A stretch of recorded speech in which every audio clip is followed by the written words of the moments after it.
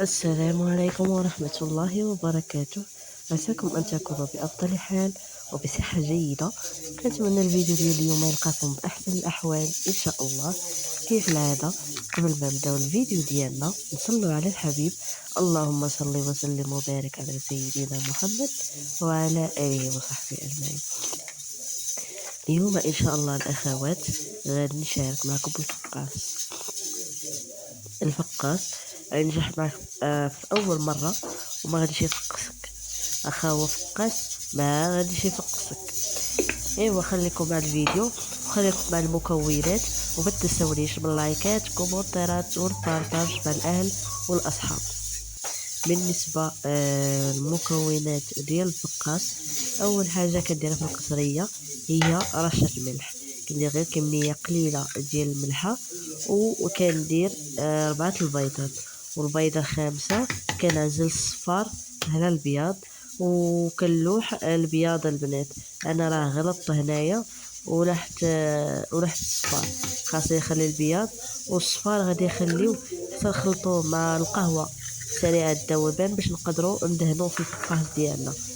كيف ما قلت لكم كنضيفوا 4 البيضات وكنعزلوا، والخامسه كنعزلوا منها الصفار على البياض ديالها، كنلوحوا البياض وكنحتفظوا بالصفار.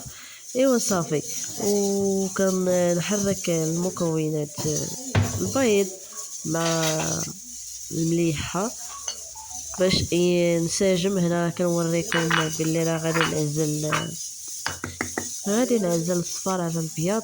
مدوش عليا البنات، راني عيانه صبحت مريضه اليوم، زاد ليا الحال. ايوا الحمد لله على كل حال، ما عندنا ما نديرو، الحمد لله ونشكرو على الزينه وعلى الخيبه.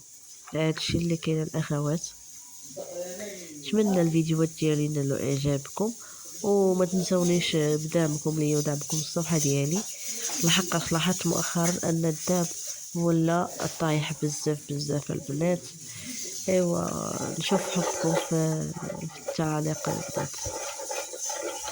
ايوا صافي، كيف ما كتشوفوا كيف ما قلت لكم، من ورا ما ضفت 4 البيضات والخامسه عزلت صفارها على بياضها، ضفت رشه ملح، وانا نضيف كاس ديال السنيده البنات. كاس ديال السنيده اللي غادي نحركو حتى هويا مكونات باش ينسجم مع المكونات. وانا نضيف كذلك كاس ديال الزيت. سمعوا البنات، راه مني كنقول كاس يعني ما تملؤوش حتى الفم ديالو، كنخلو واحد شويه ما كنملؤوش بزاف. فهمتوا شنو بغيت نقصد لكم؟ كنخلو يعني كاس ما يكونش مملوء حتى الفم، كنخلو غير واحد الربع من الفوق ما كنعمروش. هادشي اللي كاين. وكنديرو نص كاس مخلط ما بين الزنجلان وحبة حلاوة. كنحمروهم في المقله، كنحمروهم في المقله. هذا كنضيفوهمش باردين، كنحمروهم في المقله. هذا كنضيفهم على المكونات كاملين وصافي، وكنبقى نحرك حتى كينسجموا ليا المكونات كاملين مع بعضياتهم.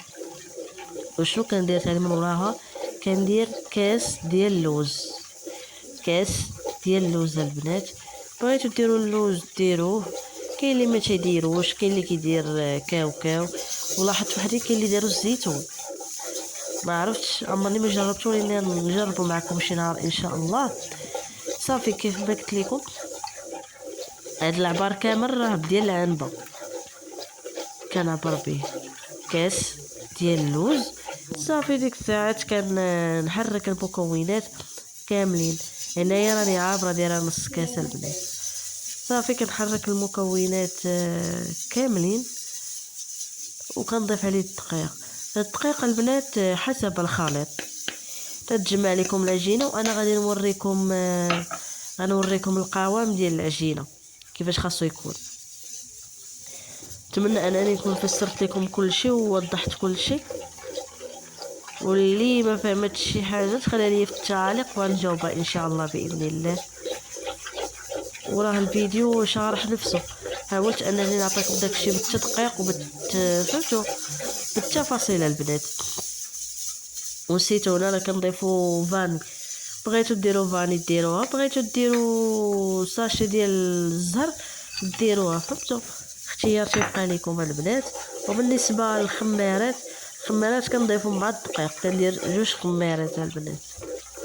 وخرجوا ليا 3 ديال الليمونات هما اللي خرجوا ليا البنات. بغيتو ديروا 2 ديروهم، انا درت 3 وتنفخ في الاخر. يعني في الفيديو غادي تشوفوهم غادي يبانوا لكم غير صغار، ولكن راه فاش طاب راه تنفخ تبارك الله اللهم بارك. صافي. بالنسبه للطياب، الطياب شنو كنديروا فيه؟ كنشعل الفران. اول حاجه انا كنستعمل الفران ديال الغاز، ما عنديش الفران ديال الضو البنات، كنستعمل الفران ديال الغاز، هو اللي غادي نقول لكم طيابو كيفاش كيكون. ما عنديش فران ديال الضو، كون كان عندي فران ديال الضو غنقول لكم حتى هو طيابو كيفاش كيكون. عمرني استعملته، ما نقدرش نقول لكم شي حاجه انا ما مستعملهاش. صافي.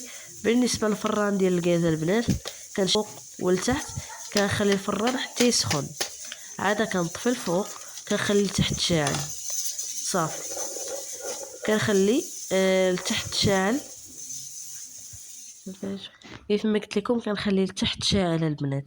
صافي. كندخل الطاوه، وبقاو طلعوا عليه مره لا يمشي يتحمر لكم بزاف من التحت، ولا خاصو يتحمر غير واحد الشويه باش كنعرفوا انا طاب من التحت. فاش كنفتح كنحاول نقيس غير شي شويه العجينه من الفوق، كتبان ليا باللي نشفات. فاش كتبان ليا باللي نشفات البنات، كنطفي لتحت وكنشعل الفوق، وكنخلي ديك الساعه يتحمر واحد شويه من الفوق البنات.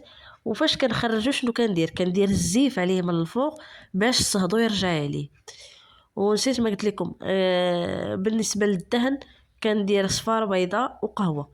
بغيتو تضيفوا عليه شويه الخل ضيفوه، ما بغيتوش تضيفوه بقاو غير في القهوه وصفار بيضاء. صافي.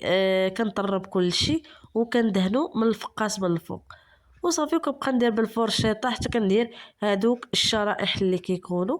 وهادشي اللي كاين. وخليكم مع التتمه ديال الفيديو البنات.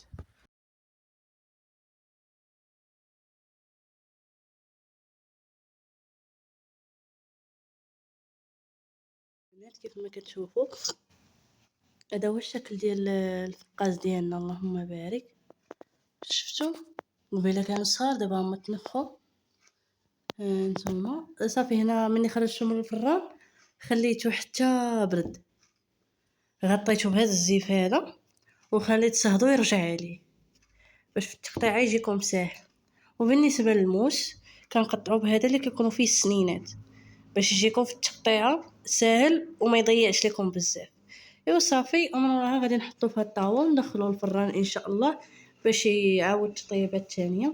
وها نتوما معايا وما تمشيو فين.